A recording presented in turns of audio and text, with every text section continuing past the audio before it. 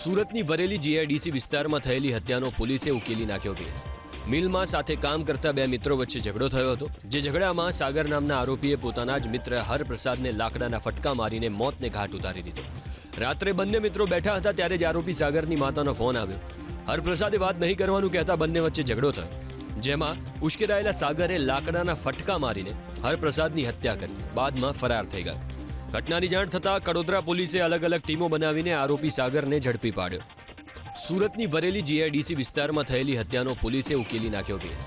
મિલમાં સાથે કામ કરતા બે મિત્રો વચ્ચે ઝઘડો થયો હતો. જે ઝઘડામાં સાગર નામના આરોપીએ પોતાના જ મિત્ર હરપ્રસાદને લાકડાના ફટકા મારીને મોતને ઘાટ ઉતારી દીધો. રાત્રે બંને મિત્રો બેઠા હતા ત્યારે જ આરોપી સાગરની માતાનો ફોન આવ્યો.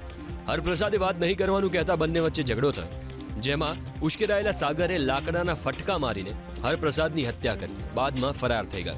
ઘટનાની જાણ થતાં કડોદરા પોલીસે અલગ અલગ ટીમો બનાવીને આરોપી સાગરને ઝડપી પાડ્યો.